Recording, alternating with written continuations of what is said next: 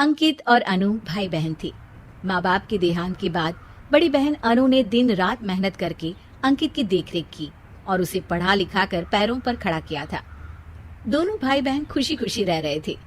एक दिन, दीदी मुझे जॉब मिल गई है। अरे वाह भैया, तेरी मेहनत सफल हुई। मेरी मेहनत नहीं दीदी, आपकी मेहनत। अगर पापा के निधन के बाद मेरी जिम्मेदारी आप न उठाती तो ये सब नहीं हो पाता। मेरी सफलता सिर्फ आपके बलिदान की वजह से है दीदी। कुछ महीनों बाद अंकित की शादी सीमा से हुई। सीमा बड़े ही चालाकी से अनु से मीठा मीठा बोलकर घर का सारा काम करवा लेती थी और खुद अंकित के साथ घुमा फिरा करती थी। वैसे तो वो सिर्फ खाना बनाने का काम ही घर में करती थी, लेकिन अब उसे उससे भी छुटकारा चाहिए था। इसीलिए एक दिन, दीदी मेरे हाथ का खाना अंकित को पसंद नहीं आता, क्या आप खाना बना दोगी प्लीज? अरे हाँ हाँ, ये भी कोई कहने की बात है, जरूर।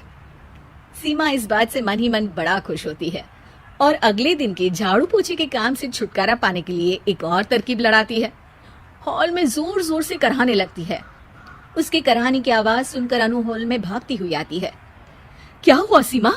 दीदी लगता है मेरी कमर अकड़ गई है। वो क्या है ना, मुझे झाड़ू पोछा करने की आदत नहीं है ना। मेरी मम्मी पापा ने मुझसे कभी ये काम नहीं करवाया। अरे कोई बात नहीं, झाड़ू पोछा ही तो है, मैं कर लिया करूंगी। ऐसे ही धीरे धीरे सीमा ने घर के सारे कामों का बोझ अनु पर डाल दिया।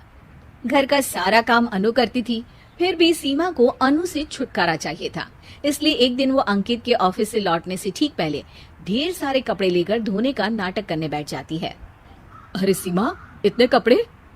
अब क्या करूं, अकेली पड़ जाती हूँ, करना तो मुझे ही है ना। अरे दीदी से मदद ले लेती। अच्छा, ताकि सारा जमाना कहे कि भाभी बड़ी ननद से काम करवा रही है। और वैसे भी दीदी ने तो साफ कह रखा है मुझे कि तुम आज जो भी हो सिर्फ उनकी वजह से हो, इसीलिए अगर उनके बनाए इस घर में रहना है तो काम करना ही पड़ेगा। ये सब सुनकर अंकित को बहुत गुस्सा आ गया। उसने अनु को बुलाकर कहा, दीदी ये घर पापा ने बनाया था और इसमें मेरा भी हिस्सा है और मुझे वो चाहिए।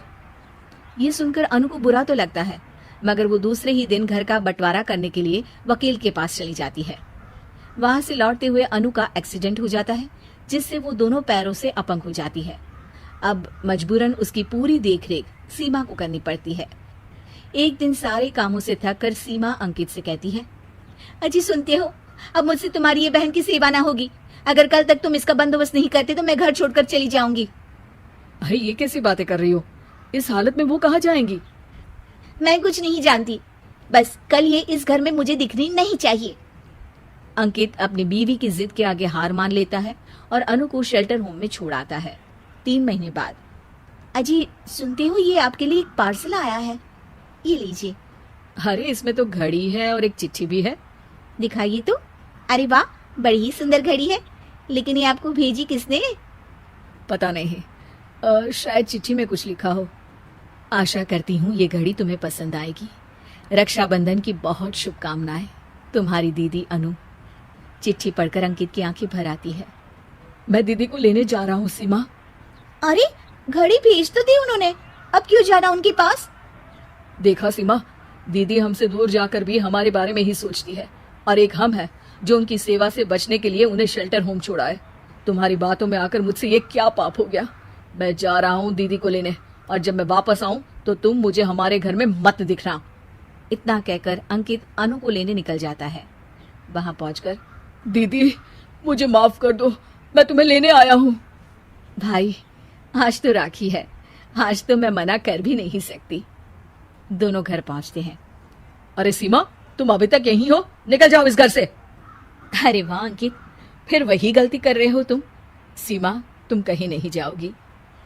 दीदी मुझे माफ कर दो, मुझसे गलती हो गई।